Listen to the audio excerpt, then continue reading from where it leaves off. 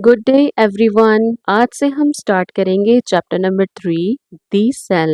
Bye the way, I am Cash, your virtual teacher, and welcome to my channel Learn with ease.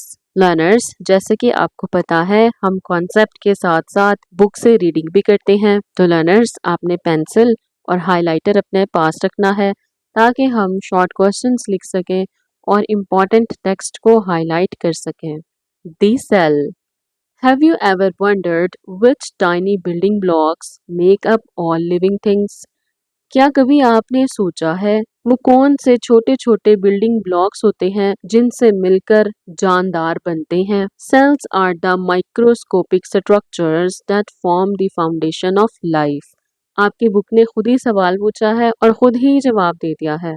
तो learners, आप इस line को कर लें highlight. Sales वो माइक्रोस्कोपिक स्ट्रक्चर्स होते हैं जो जिंदगी की बुनियाद हैं। माइक्रोस्कोपिक स्ट्रक्चर्स लर्नर्स ये आम आंख से दिखाई नहीं देते, इन्हें देखने के लिए माइक्रोस्कोप की जरूरत होती है। Cells are the units that carry out all the functions necessary for life. Learners, cell वो स्ट्रक्चर है जो उन तमाम फंक्शंस को चलाएगा जो जिंदा रहने के लिए जरूरी हैं।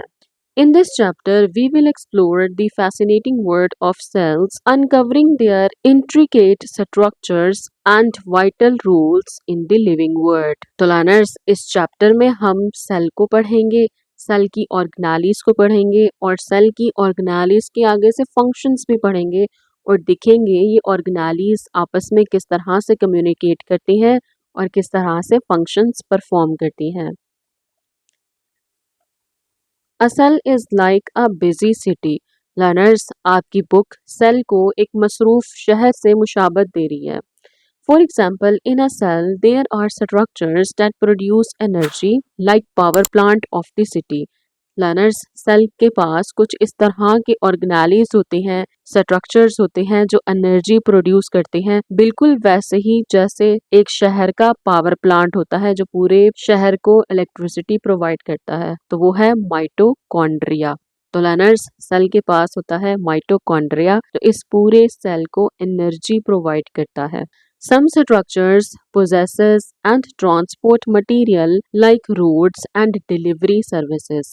लर्नर्स, जिस तरह से एक शहर में सड़कें होती हैं और डिलीवरी सर्विसेज होती हैं जो पार्सल को एक जगह से दूसरी जगह पहुंचाती हैं, इसी तरह सेल के पास भी इस तरह के स्ट्रक्चर्स होते हैं जो मटेरियल्स को पैक करके एक जगह से दूसरी जगह पहुंचाते हैं और वो है endoplasmic reticulum. And other structure remove और break waste like waste disposal unit. और लर्नर्स, जिस तरह से एक शहर का वेस्ट डिस्पोजल यूनिट होता है जो आपके घरों से, आपकी गली से कूड़ा करकट साफ करते हैं, इसी तरह सेल के पास होते हैं लाइजोसोम्स जो सेल के वेस्ट मटेरियल को सेल से रिमूव करते हैं।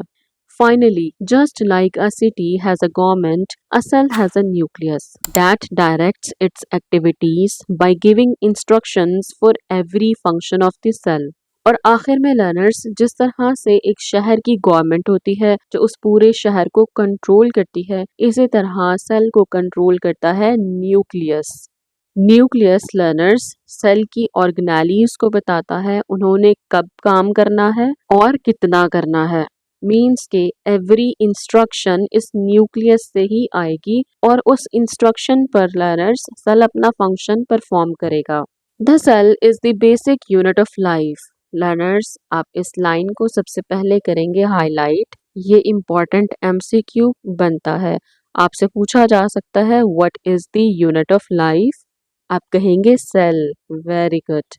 Just as bricks are the building blocks of the house, learners, जिस तरह से ईंटें एक घर का यूनिट होती हैं, बिल्डिंग ब्लॉक होती हैं, उसी तरह से cells are the building blocks of living organisms.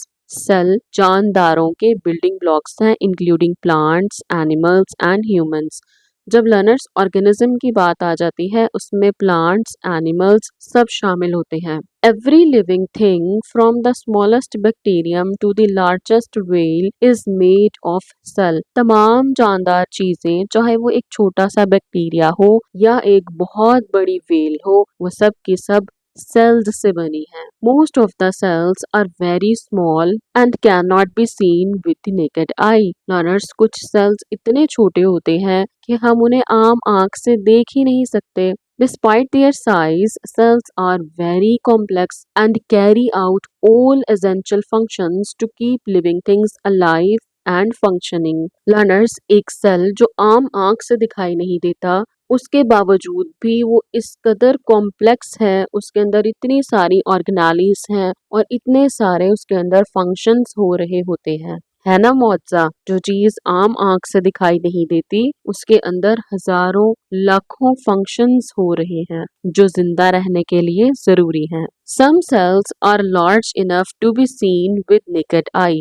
Learners, कुछ सेल्स इतने बड़े होते हैं कि हम उन्हें आम आंख से इजीली देख सकेंगे। The egg cell of ostrich, शुतुरमुर्ग का अंडा सबसे बड़ा सेल है। A unicellular green algae Acetabularia. Learners, ये एक ग्रीन एल्गी है और ये यूनिसेलुलर है, मींस एक सेल पर मुश्तमिल है। ये भी इजीली देखी जा सकती है नेकेड आई से। And unicellular joint amoeba. Unicellular joint amoeba को भी लर्नर्स हम नेकेड आई से देख सकते हैं। लर्नर्स, जो ये ब्लू बॉक्स होती है ना, ये बहुत इंपॉर्टेंट होते हैं। आप इसके ऊपर लिख लें इम्पॉर्टेंट और साथ लिख लें एमसीक्यू।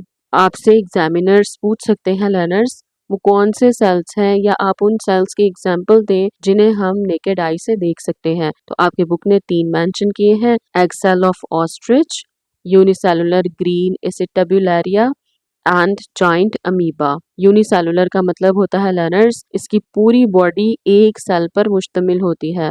लर्नर्स, ये था चैप्टर 3 का इंट्रोडक्टरी लेसन। नेक्स्ट लेसन में हम पढ़ेंगे cell fall. Stay connected with us. Good luck everyone.